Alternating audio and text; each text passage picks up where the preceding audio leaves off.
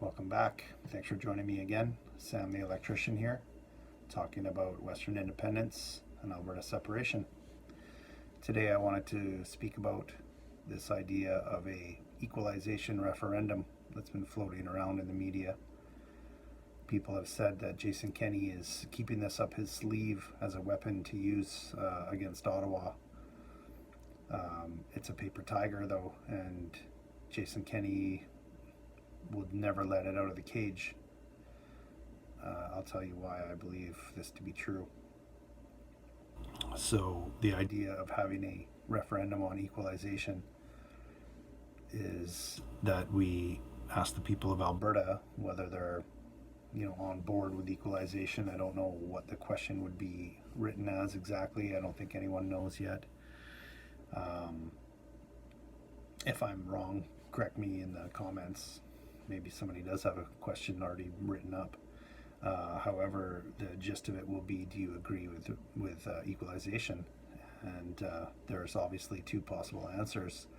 The first being, yes, we as Albertans agree with equalization. We're fine with sending large portions of our provincial revenue to the rest of Canada to help out, as it were. We're friendly and helpful type people, and we have no problem with that. This would completely destroy the separatist movement and to a large extent the independence movement, and would make the rest of Canada sort of snicker at us and say, well, look at those dumb yokel Albertans, can't even get their political house in order, and make a big stink about this referendum. And it turns out that they're all just happy and fine, and a vocal minority has hijacked the conversation. They're already trying to say that in the mainstream media.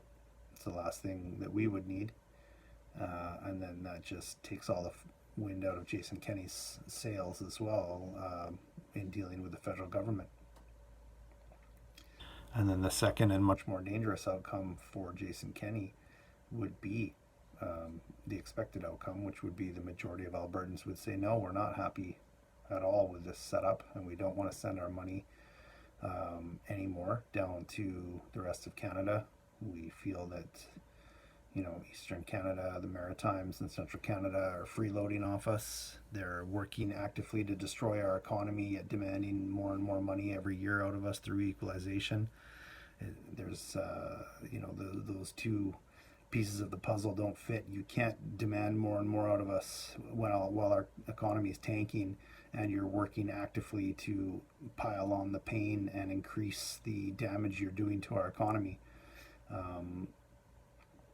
So let's say that happens, and many Albertans do feel that way. Now, what's Jason Kenney going to do? Now he's got a province of riled up voters that want results, and he turns to Ottawa and says, look, my province is unhappy. And Ottawa says, well, too bad. It's in the Constitution, and there's 9 other provinces that outvote you, and you can't change the Constitution without the other 9 provinces getting on board. So, go back to your farms, Albertans, and shut up. And now Jason Kenney's got a very angry electorate, and his political career is over at best. And that could ferment some real change through upheaval in Alberta. I mean, people would, I think, be quite upset and feel betrayed and feel helpless. And that's when people become dangerous, is when they feel that there's no way out and they're helpless, and people want to start to take matters into their own hands at that point. And Jason Kenney has no desire to see that happen, because he's an avowed federalist. He wants to sit in Ottawa and be Prime Minister and have his turn living at 22 Sussex. It's in my opinion, that's his political aspiration. So why would you bring on a large political upheaval that would destroy those aspirations with either outcome?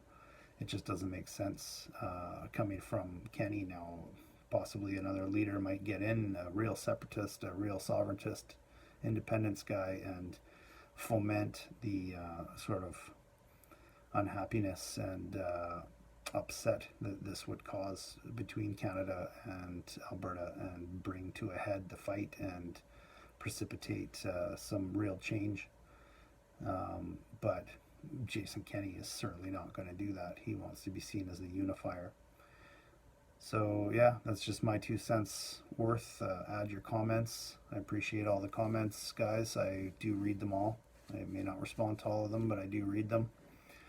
And I'm gonna probably, if I get time this weekend, I'll probably try to make my planned 2-part video where I dig into some of this climate change nonsense that Trudeau is using to destroy our economy, and some of the propaganda, especially from the Eco-Fiscal Commission that just came out with a report today saying that we have to raise our carbon tax to $210 a ton on top of the $50 a ton the feds already want. So they want a $260 a ton carbon tax by 2030.